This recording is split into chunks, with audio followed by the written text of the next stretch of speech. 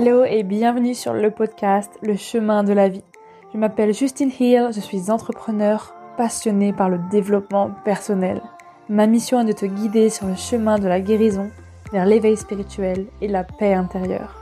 Je t'aide à reprendre le pouvoir sur ta vie et je suis persuadée qu'il y a un potentiel énorme à l'intérieur de toi qui ne demande qu'à être révélé. Je fais de mon mieux pour te donner un maximum d'inspiration et d'amour au quotidien afin que tu fasses rayonner la lumière qui est en toi. Alors dépasse tes peurs et écoute ton cœur. C'est la clé du bonheur. Accepte de guérir pour mieux te reconstruire. Et si tu aimes ce podcast, n'hésite pas à le noter avec la note de 5 étoiles sur iTunes, sur Apple Podcast et Spotify. Tu peux aussi le commenter sur YouTube et n'hésite pas à le partager à quelqu'un qui en aurait besoin. Bonne écoute! Coucou les amis, j'espère que vous allez bien. Je suis malade moi, donc je pense que ça s'entend ma voix parce que clairement j'ai la voix qui est complètement éclatée et mon nez est bouché, enfin bref, la totale. Mais j'avais quand même envie de vous faire un épisode de podcast parce que je ne pouvais pas louper ça et que j'adore simplement enregistrer des épisodes. Et je sais pas, c'est vraiment le truc que j'adore faire par-dessus tout parce que c'est un moyen pour moi de raconter mon histoire, un moyen d'échanger, de partager mon point de vue de la manière la plus authentique. Donc voilà, même si je suis malade, j'espère que ça vous dérangera pas trop au niveau de la voix, au niveau du son, que ça restera quand même correct parce que j'avoue que c'est pas trop des fois agréable d'entendre quelqu'un qui est malade parler. Mais bon, voilà. Au moins, j'ai pas mal à la tête, enfin j'ai plus mal à la tête à l'heure où j'enregistre le podcast. Donc c'est pour ça que je voulais le faire parce que au moins c'est plus simple pour moi parce que quand j'ai mal à la tête, c'est même pas la peine. Enfin bref, j'espère que toi de ton côté ça va, que t'es en pleine forme, que tu n'es pas malade comme moi. Voilà, moi sinon chez moi c'est la canicule, il fait 28 degrés, genre il fait super chaud, donc c'est cool. À Lisbonne c'est génial. Donc voilà. Donc on va passer directement à l'épisode du jour qui est se sentir libre, donc la liberté. Et j'avais vraiment envie de te parler de ça parce que pour moi c'est une notion qui est super importante. Déjà c'est la partie de mon top 3 de mes valeurs, qui est la liberté en numéro 3. D'ailleurs je pense que je te ferai un podcast sur les valeurs, c'est très important de les connaître, de les conscientiser et de savoir qui elles sont, parce qu'on a tous des valeurs différentes en fonction de chacun d'entre nous. Et la liberté, c'est vraiment beaucoup plus que juste un état extérieur. En fait, c'est vraiment comment tu te sens, toi. Parce que, je vous donne un exemple. Par exemple, moi, je sais que je me sens beaucoup plus libre euh, ici à Lisbonne ou quand j'étais en Écosse qu'en France. Vous voyez? Alors que, par exemple, je me sentais plus libre en Écosse, confinée, on pouvait pas trop sortir, etc. Enfin, c'était un peu la galère. Alors que en France, pas confinée avant que tout ça arrive là, je me sentais pas forcément libre en fait. Et donc je vous explique ça parce que pour moi ça n'a rien à voir avec l'effet extérieur. La liberté c'est vraiment un état intérieur, c'est comment tu te sens à l'intérieur de toi. Parce que tu peux avoir tout ce que tu veux, tu peux avoir une grande maison, une famille, bref, genre plein de choses qui te rendent potentiellement heureux.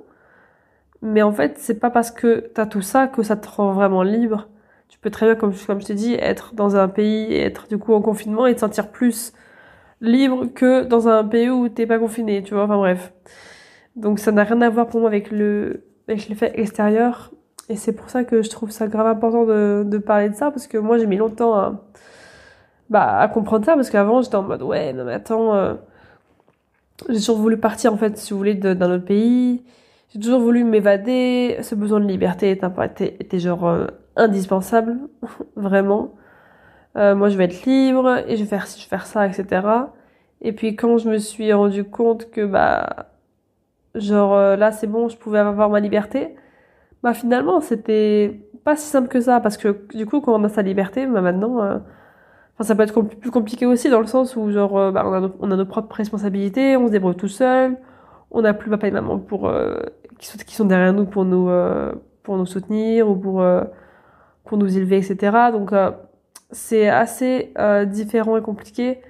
Mais vraiment, cette notion de liberté, c'est vraiment, je le répète encore, mais c'est vraiment intérieur, quoi. C'est vraiment tout ce que tu te racontes dans ta tête.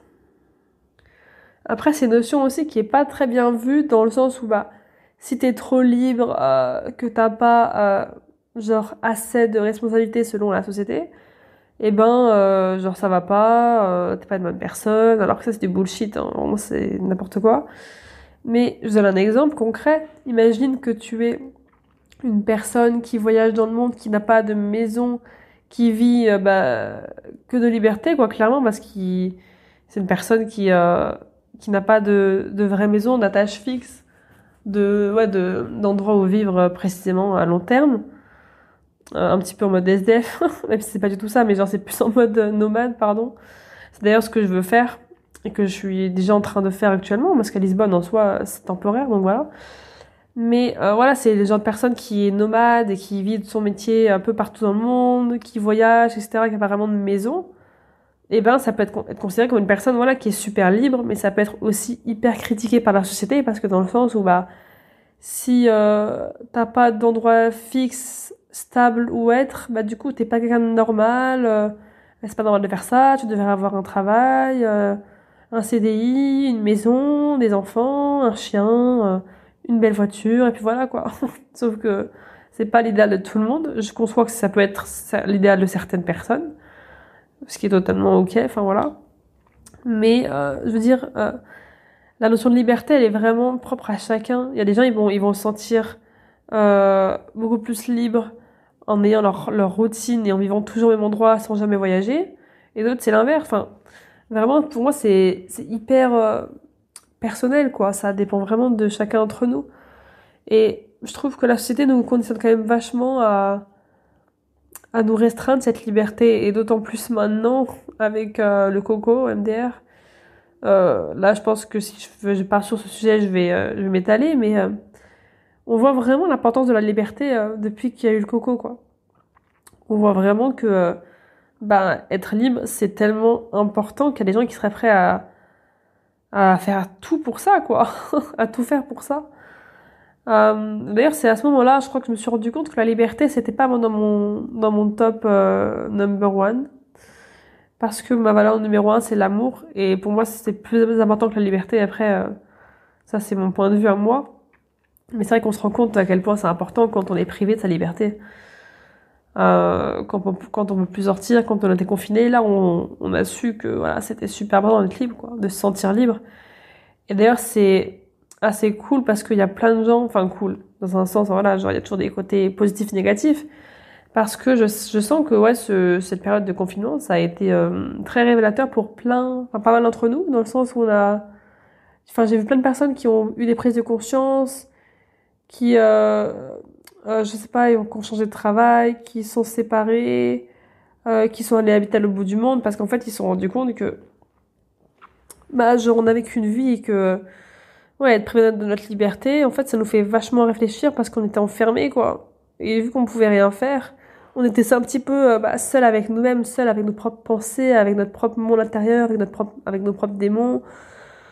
Donc ouais, c'est vachement intéressant cette notion de liberté.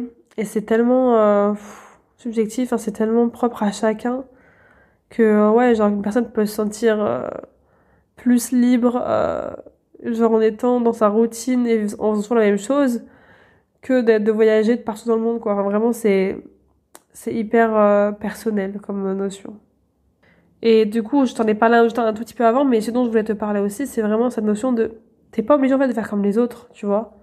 Parce que oui, il y a des personnes pour qui ça convient d'avoir un métier un job dans le salariat, un métier stable, un mari, des enfants, etc., etc.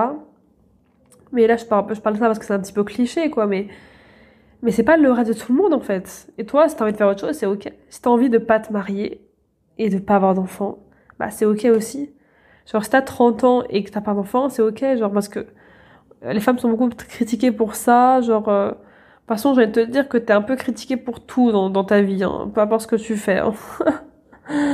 Mais bon, mais c'est juste qu'en fait, t'es pas obligé de rentrer dans le moule. Si pour toi, ça te fait pas sentir libre d'avoir cette vie, change. Après, oui, je sais que c'est plus compliqué à dire qu'à faire parce que c'est toujours, plus compliqué à dire, non, c'est plus facile à dire qu'à faire, pardon. Parce que, il y a plein d'obstacles, il y a plein de doutes, d'insécurité, de challenges, de difficultés. Voilà, c'est dur, mais tu as la possibilité de changer. Et c'est quand même dommage de se faire conditionner à ce point et de nous restreindre. Et du coup, de s'enfermer nous tous seuls dans des cages, enfin dans des cases aussi, juste parce que la société a dit cela, tu vois. Parce que tout à l'heure, je parlais de confinement au niveau enfermement physique, mais là, du coup, je te parle d'un enfermement mental dans le sens où t'es toujours dans ta case et t'arrives pas à en sortir, quoi. Et ça, c'est super triste, mais t'as toujours le choix, en fait. Donc ça, c'est important aussi, c'est que t'as toujours le libre arbitre, t'as toujours le choix de sortir de cette cage d'oiseau, là où t'es enfermé et juste prendre ton envol, et puis foncer, quoi. T'as le choix, en fait, de t'en sortir et de te créer ta propre liberté, ton propre confort à toi.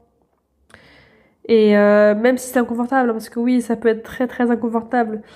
Moi personnellement, je sais que j'ai jamais voulu en fait avoir ce genre de vie-là, tu vois. Enfin, ce genre de vie où tu as un job de 9h à 17h et puis voilà. Non, moi pour moi, ça n'a jamais été mon cas. D'ailleurs, genre depuis tout petit, j'ai jamais voulu être comme ça. J'ai toujours voulu voyager, etc. Et c'est vrai que c'est pas du tout un truc qui m'attire. Mais c'est vrai que quand t'es dans ce paradigme, enfin quand t'es dans cette chose-là depuis des années, c'est vrai que c'est super dur d'en sortir, quoi. Quand t'es dans un schéma où tu te sens enfermé pendant des années, moi je prends l'exemple de ma mère, tu vois, qui a quitté mon père, par exemple, oui, genre tu peux te sentir enfermé pendant des années et puis après tu revis, quoi. Enfin bref, il y a plein d'exemples comme ça à ce sujet, mais c'est vrai que c'est assez ouf parce que si je prends l'exemple de couples par exemple qui sont pas heureux dans leur vie, genre le jour où tu te sépares de la personne, tu peux te sentir revivre, quoi, genre en mode liberté. Et je prends cet exemple parce que pour moi il est très parlant, mais c'est pour ça que voilà, liberté c'est tellement subjectif, mais à la fois en fait on se crée nos propres conditionnements aussi. C'est pas que la société, parce que c'est facile de dire oui, à cause de la société, je peux pas changer de travail parce que machin, on va me juger, genre c'est la peur du jugement, c'est la peur de la critique, etc. Mais en fait, t'as le choix tout le temps. C'est juste que ton mental, en fait, te crée des peurs et du coup, tu t'as pas forcément la force pour l'instant de le faire. Alors que tu l'as en toi, bien sûr, mais c'est vraiment aussi un petit peu déconstruire par rapport à tout ça. Parce que c'est pas que de la faute de la société, ok? Genre, on est tous responsables de notre vie. Et si tu te sens pas libre dans ta situation actuelle, si tu te sens oppressé, enfermé, etc., en fait, il n'en relève qu'à toi, j'ai envie de dire, de changer cette situation. Parce que tu es la seule personne qui peut faire ce changement, qui peut métamorphoser tout ça, quoi. Parce que clairement, c'est pas quelqu'un d'autre qui va le faire à ta place. Genre, personne ne le fera à ta place. Si tu te sens comme un lion en cage, mais j'ai envie de te dire, mais défonce la cage et puis va rugir un bon coup, défoule-toi et deviens libre, deviens genre une femme sauvage, un homme sauvage. J'adore ces mots-là, ça me fait trop rire. Enfin, je trouve ça tellement parlant. Mais ouais, c'est genre de s'exprimer et genre de, de vivre sa vie en fait. Juste de vivre, d'expérimenter parce que je trouve ça ouf le nombre de personnes qui s'enferment dans des schémas qui n'en sortent pas, genre qui n'en sortent jamais et qui meurent avec ces mêmes schémas qui les ont traumatisés et qui les font souffrir jusqu'à la fin de leur vie. Genre c'est super triste en fait quand tu te rends compte que genre tu restes avec la même personne toute ta vie alors qu'elle te rend malheureuse, ou alors quand tu restes dans le même travail, tu sais que tu l'aimes pas mais t'as peur de changer parce que tu te dis non, enfin bref, tu vas avoir plein de peurs différentes, ou alors que t'as peur je sais pas, d'avouer ta flamme à quelqu'un parce que tu as peur de te prendre avant et du coup tu restes enfermé, ou alors tu veux faire plaisir à papa et maman et du coup tu fais des études qui ne te plaisent pas du tout, ou alors tu restes dans une même ville alors que toi t'as envie d'aller à l'autre bout du monde mais tu le fais pas parce que t'as peur qu'on te juge. Enfin bref, t'as tellement de possibilités, voilà. Mais c'est vrai enfin c'est vachement dur de sortir de sa cage justement, de sortir de sa zone de confort, parce que même si c'est inconfortable, c'est quand même une zone de confort. Et même si on a l'impression que ça va, en fait, non, non, ça va pas. Parce que clairement, tu te sens pas libre. Et je pense qu'il y a plein de gens qui vivent ces situations-là. Il y en a certaines qui changent, qui vont changer, qui ont changé, d'autres qui ne changeront jamais. Après, voilà, c'est pour ça qu'on a toujours le libre arbitre et que pour moi, rien n'est prédéfini. On a toujours le choix, en fait. Même si t'as plein d'outils, pour t'aider à avancer dans le développement personnel, dans la spiritualité, etc. T'as toujours le choix. Bon, là, je dévie un petit peu, mais c'est quand même vachement relié à cette notion de liberté. Parce que c'est vraiment intérieur, quoi. Moi, je sens qu'à Lisbonne, là, pour parler un petit peu de mon expérience, je sens qu'à Lisbonne, je me sens beaucoup plus libre qu'en France. Genre, j'étais en France pendant 9 mois. Quand je suis rentrée d'Écosse, j'ai fait une transition en France pendant 9 mois. Et ça m'a paru une éternité, hein, clairement. J'ai l'impression que, genre, c'était la fin du monde, quoi. Parce qu'en France, je me suis jamais sentie vraiment à ma place. Je me suis jamais vraiment sentie, ouais, bah, à ma place, quoi. Genre, je sentais que ma place était pas là. Et je comprenais pas pourquoi je ne trouvais pas ma place. J'étais en mode, mais qu'est-ce que je fais ici, quoi? Genre, oui, d'accord, il y a ma famille. Bon, je les aime très fort, mais bon, voilà, quoi. C'est pas ici qu'est ma place.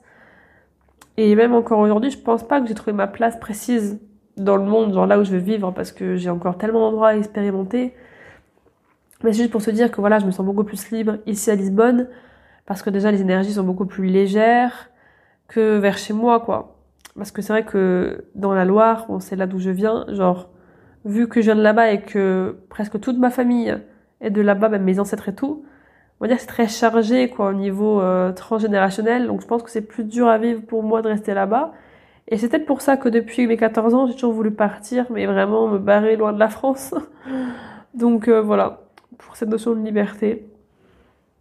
En tout cas, si t'avais un truc à retenir, c'est vraiment de te demander bah, qu'est-ce qui te fait sentir libre? Qu'est-ce qui te fait sentir comme un oiseau qui prend son envol, qui kiffe sa vie en fait? Et aussi de te demander bah, qu'est-ce qui te fait sentir comme un lion en cage, comme une personne qui est enfermée. Qu'est-ce qui t'enferme et qu'est-ce qui te libère? Je pense que tu peux le savoir si tu introspectes sur toi, sur toi-même et que tu réfléchis du coup, tes propres peurs, ton inconscient, des choses comme ça, tes désirs, tes rêves, tes ambitions, bref, tout ça en fait.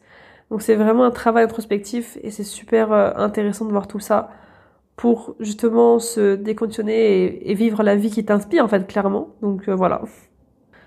Voilà ma petite Luciole, j'ai fini ce podcast du jour. J'espère que ma voix aura été quand même assez agréable, même si je suis malade. Je te fais des gros bisous et n'hésite pas à me partager en commentaire ce que t'en penses. Voilà, me faire un petit retour, ça me fait toujours plaisir. Et je te dis à très bientôt. Ciao ciao.